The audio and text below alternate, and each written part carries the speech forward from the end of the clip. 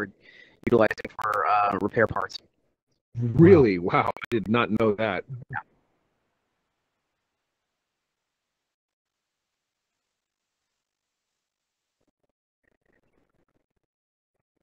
That was it was also for their repair sector as well. So if I put my device in warranty, that's where it went. Wow, I didn't know that. I'm going to have to look up that piece. But I think on for the rest of the year, even after things, I don't think this is the new normal. Nor do I think that things are going to go back to what we used to call normal. But I do hope that when we're allowed to go out in public together, and when we have people are able to have some purchasing power again, that more people will have these devices, because in the grand scheme of things, very few people have a Quest. What are you guys engaging here on? What hardware are you using? I'm on a Quest, yeah, Danny. I'm on a Quest as well with a Oculus Sleep cable. Oh, okay. Yeah. No, I think the other thing as well, giving you a better visualization than just standalone, because it seems perfectly fine here to me. Are you getting greater pixel density or anything? Yes. I mean, the differences are just insurmountable. It's literally like running on a Rift. That's essentially what it's like. Interesting. Yeah. Okay. I sold my Rift back to Amazon because it was such a hassle going on. They had an offer, and I actually got a quarter of what I spent on it 3 years ago back. And funny story, by the time they paid me, they had sold out of the Quest, and then I got really lucky at the end of January. I just happened to be paying attention when they went back on sale for 5 minutes, and then they were finally got down. Wow. Yeah. No, that's the thing. Particularly as well for schools, Danny, you mentioned you were kind of potentially you were connected to educators. Trying to get schools getting their hands on the hardware as well and procuring them is not always easy as well, because they have to have their preferred suppliers or go through the government as they do in Italy. But, what's it like in the US? I mean, how easy is it for schools to obtain the hardware? Can they just approach anyone, or they go through the preferred suppliers as well? They do, yeah. They have to go through wholesale distributors like CDW or Coast, like Fry's Electronics, B&H. I have contractual business, but I mean, the relationship to grow and to evolve as well, just as a consumer would. But again, it goes back to the same point of inventory. If the availability is not there, it's just not going to happen. Yeah. Okay. All right. Well, we're in VR now. I mean, it still blows people's minds that you can talk on Zoom or Skype. You're seeing now this kind of wave of teachers using Zoom, for example, and trying to work out how to use it for education. But it kind of begs the question, why weren't you prepared before? I'm not saying prepared for a global pandemic. That's not necessarily what's in the forefront of your mind. But certainly, what about what advice would you or what would you say in terms of actually the development of how schools themselves, for example, or even corporations, would now use this technology just for as a plan B situation if you can't meet up? Do you think that's going to be something in their minds or not once this blows over?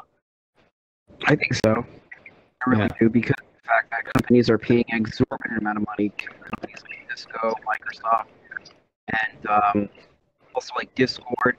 All these are the companies that are actually servicing as hosts for conferencing and remote capabilities, where it's just so much more. Yeah. Okay. Zoom has saved the day for a lot of people, but there's also this clogging up the pipes. And one interesting note that somebody made in a conversation I had the other day is how the social VR is actually lower bandwidth, because it's just sending pose change data packets through, as opposed to re-rendering all of these different pixels. So this is actually, even though we're in a video-like experience, taking up less bandwidth than if the three of us were in a Zoom call. Right. Exactly, okay. Because Zoom or any conference type application is using what's called the UDP protocol, to maintain constant data rates going back and forth, like he said, and that just creates an exorbitant amount of data congestion. Whereas with a headset, it's just still images, and all you're really utilizing is packets for audio, and some of the movement here. But again, it's just moving images, so that's very easy on a pipe. Yeah. Wow. Okay. Good. So how is it that you have arms and legs and we don't? Is that a host thing? Possibly, yeah. Yeah, it could be. I mean, I'm on a Quest. Margie, are you? You're in the background there. You're in Kentucky, aren't you?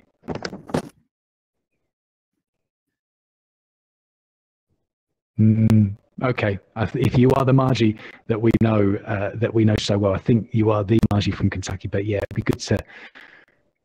Oh, she's hiding behind the brick wall. There we go. Yeah, you also do not have arms and legs, Margie. It's probably because you're not the host, but I can get a double check on that with Chris. Okay. She might be in. I think people who are in 2D mode. Yeah, we can hear you now. I probably. Okay, Margie. I know. Yeah. Okay. Fantastic. I'm 2D. Okay. You're cracking up a little bit your audio. If you have controllers, you get hands, and if you're on a keyboard, you don't. That's right. That's the one. Okay, good. Well, we're going to jump to maybe another scene. Actually, one of them, I appreciate, you're not language learners necessarily, but we're going to keep this going maybe for another 10 minutes, have a quick break, and I'm going to head over to Space for another 3 hours before going into Rumi. Ben, what's your experience with Rumi? Have you tried that? I haven't done Rumi yet, but I'm actually on a mission evaluating different things. What's your review of it? Because I'm interested to know, and I will be in Rumi, and I'll follow along because that's something that I want to try. Yeah, you should definitely come over in Rumi. I think it's like in about 3.5 hours time. I'll be there for a couple of hours. So, yeah, I mean, each platform offers something different. I've always also tried Mozilla Hubs, which is quite interesting as well. I find at the moment really Engage, Allspace, and Rumi kind of do slightly different things. To answer your question, Rumi kind of has this, I guess, more it's more simplistic, like in the sense that the features, they don't overload you with loads of features, which I find quite refreshing as well, because you get it all kind of on a whiteboard. You click what you want, and that's that.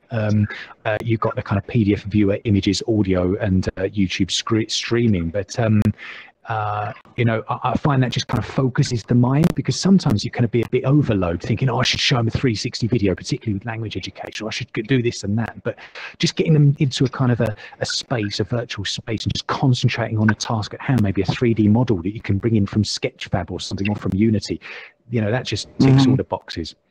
So yeah, you can go and check that out. Kind of still a new user in this landscape in terms of VR. But is Rumi a application that has to be sideloaded into Quest? Yes, it does. Yeah. Yeah. So you have to sideload that, but same with Engage, isn't it, at the moment? And that's the other thing as well. I mean, have you guys tried to develop apps at all? Because that's another complaint, isn't it, with Oculus, is trying to actually get the apps on the store, or the approvals process. It seems quite stringent. Yeah. I mean, we're going to always have curated app stores, and there's nothing wrong with that. I mean, you have the Android market, the Apple App Store, you have the Quest Store, but I think that the real game changer is WebVR. Now, you guys have done Mozilla Hubs, and so you've seen sort of one version. Have you done Hello WebXR? No. In your Quest browser? It is the best thing. Like, seriously. Like, next time you take a break and you want to take your VR headset off, put it back on and go into mixedreality.mozilla.org/hello-webxr. And it is a phenomenal experience. And I've been playing with the code of that. And the real game changer there is that WebXR is coming of age so that you can distribute.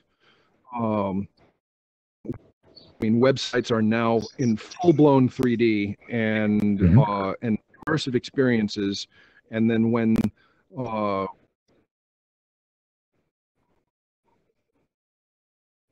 so I'll just that's all right.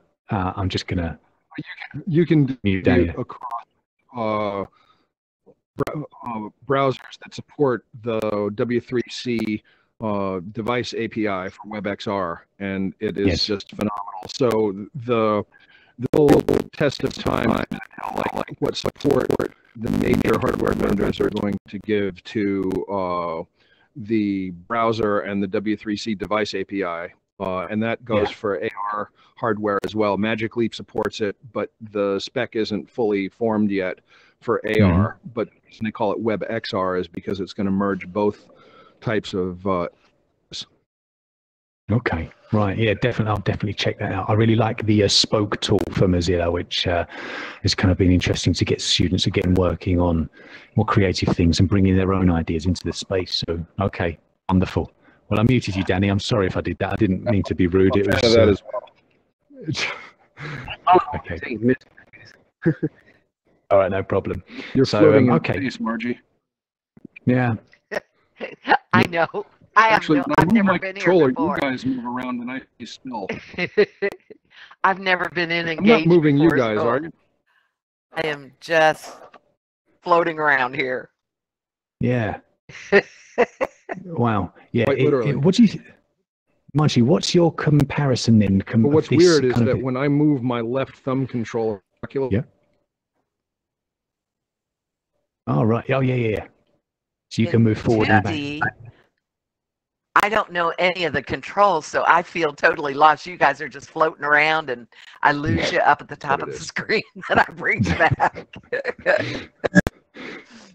Good. Happy to see you experimenting. And Margie, you're going to be joining me in AltSpace. What time Eastern? Time 3 in about 20 minutes. Oh, it's in 20 minutes. I'm gonna. What time Eastern now? I'm gonna moderate with you at 3, and then I'll be on it with you at 5. At 5 o'clock. Now, Margie is a long-time barbershop singer, and she's down there in how do you pronounce it? I say Louisville, but that's wrong, isn't it? It's Sorry. Louisville. And Margie is the person to talk to about barbershop. So she's going to be giving a great presentation, showing us some pictures. We're going to look at some videos as well. So that's what it's all about the music topic. I'm really looking forward to talking a bit more about that, Margie. And thanks for your support as well with the moderation. Me too. I think it was Danny and Ben who were talking about the community feel to educate in VR. And it really does feel like you're kind of part of a tribe, as Lorel often puts it, or a village. It really does. Really does. All right. Excellent. Well, right. We're going to begin to close. We're going to start closing up now. We're going to take a short break. And yeah, Ben, it would be good to see you in the room in a few hours. I think 3 hours will be there. Otherwise, back in AltSpace in about 15 minutes. And it's been a real pleasure talking to you. As always, Danny. Okay, so how do I find AltSpace? Right.